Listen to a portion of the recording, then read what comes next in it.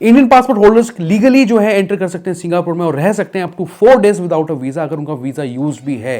लेकिन एक गलती अगर आपने ट्रांजिट के दौरान की तो वो आपको इमिग्रेशन पर रोक भी सकते हैं। So before your next layover at Changi Airport, watch this carefully.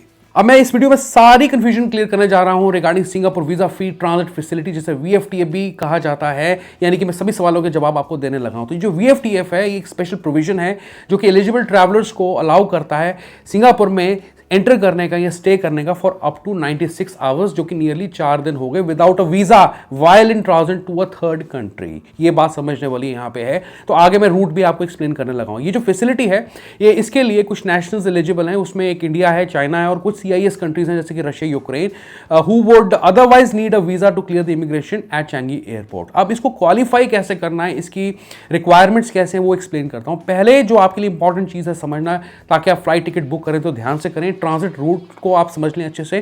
तो अगर आपकी फ्लाइट इंडिया से है और आप ऑस्ट्रेलिया जा रहे हो, बीच में सिंगापुर में आपका लेवर है, तो राउंड ट्रिप अगर टिकट है आपके पास तो ये आपके ऊपर एप्लीकेबल है वीएफटीएफ। लेकिन किन कंडीशंस में नहीं होगा? मान लीजिए आप इंडिया से सिंगापुर जाते हैं, सिंगापुर से वापस इंडिया आते हैं, क्योंकि आपके पास ऑस्ट्रेलिया का वीजा है, तो you can not avail this facility. तो उसका मतलब ये हुआ कि ऑनवर्ड जर्नी की टिकट आपके पास होनी जरूरी है। तो दूसरा जो क्राइटेरिया है वो ऑनवर्ड जर्नी टिकट ही है, that you should have confirmed onward air ticket हो गई या सी या फेरी से, जैसे भी आप डिपार्ट करेंगे सिंगापुर को, ये आपको शो करना है कि आप सिंगापुर को विद इन 96 आवर्स छोड़ के जा रहे हैं। आपकी पासपोर्ट की वैलिडिटी यहां पे मिनिमम जो है 6 मंथ्स की होनी जरूरी है at the time of entry, अगर आप सिंगापुर से निकल के जा रहे हैं। थर्ड कंट्री का वीजा आपके ऊपर एप्लीकेबल है, यानी कि you must possess a valid visa या लॉन्ग टर्म पास आप कह लीजिए, एटलीस्ट उसकी जो वैलिडिटी 1 महीने की आपके पासपोर्ट पे होनी चाहिए वीजा की, अगर आप इन कंट्रीज का वीजा लेते हैं। यानी कि ऑस्ट्रेलिया का वीजा आपके पास, या कनाडा का है, जर्मनी का, जापान, न्यूजीलैंड, स्विट्जरलैंड, यूके या यूएसए, इन कंट्रीज का वीजा है, तो you are eligible for VFTF facility. अब मैं आगे कंफ्यूजन क्लियर करता हूं, ये सिंगल जर्नी वीजा क्या होता है। यानी सिंगल जर्नी यानी कि अगर आपका मल्टी एंट्री वीजा नहीं है, सिंगल जर्नी वीजा है आपके पास, तो अगर आपके पास सिंगल जर्नी वीजा है इन कंट्रीज का, यूजुअली मल्टी एंट्री वीजाज होते हैं कनाडा, यूएस, यूके के केस में, बट अगर सिंगल जर्नी वीजा है उसमें केस में you can still use VFTF facility, but on the return leg of your journey, जब आपका वीजा कंज्यूम हो जाएगा, यानी कि वीजा पे आपका एक्सपायर कर जाएगा, स्टैंप लग जाएगी और आप ऑस्ट्रेलिया से इंडिया आ रहे हैं वाया सिंगापुर, उस दौरान आप वीएफटीएफ फैसिलिटी को यूज कर सकते हैं based on single entry visa. लेकिन कंडीशन यहां पर यही है कि जिस भी कंट्री से आप वापस आ रहे हैं इंडिया और सिंगापुर में आपका लेवर है, उस कंट्री से ही आपकी फ्लाइट होनी चाहिए, यानी कि वो रूट की फ्लाइट आपकी होनी चाहिए, उस पे आप वीएफटीएफ फैसिलिटी को ले सकते हैं। होप कि इसमें कोई कंफ्यूजन नहीं है।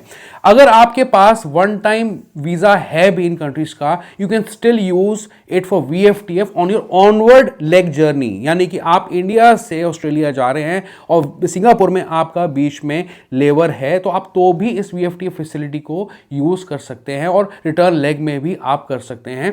इवन देन एंट्री गारंटेड नहीं होती, it is totally at the description of the IC officer at the check point. तो उनके ऊपर डिपेंड करता है कि आपका केस उनको कैसा लगता है। लेकिन इस केस के अंदर एक चीज मैं आपको क्लियर करना चाहता हूं कि आपको एसजी अराइवल कार्ड, यानी कि immigration card, digital immigration card भरना पड़ेगा, जिसे एचजीएसी कहा जाता है, with in 3 days before your arrival in Singapore. तो मतलब कि अगर आप ऑस्ट्रेलिया से इंडिया आ रहे हैं और सिंगापुर में आपका लेवर है, तो ऑस्ट्रेलिया में रहते हैं विद इन 3 डेज आपको इस अराइवल कार्ड को भरना पड़ेगा अगर आप वीएफटीएफ फैसिलिटी को एंजॉय करना चाहते हैं। You don't need a visa और VFTF if you staying within the transit area otherwise. तो आपके पास इन कंट्रीज का अगर वीजा है भी, जैसे मैंने 5-6 कंट्रीज के नाम लिए, और आपकी सिंगल पीरियड की फ्लाइट है, आपका एयर साइड ट्रांजिट है, आप ट्रांजिट हॉल में रहते हैं और टर्मिनल्स को भी स्विच करते हैं, तो आप बहुत ईजिली स्विच कर सकते हैं टर्मिनल्स को।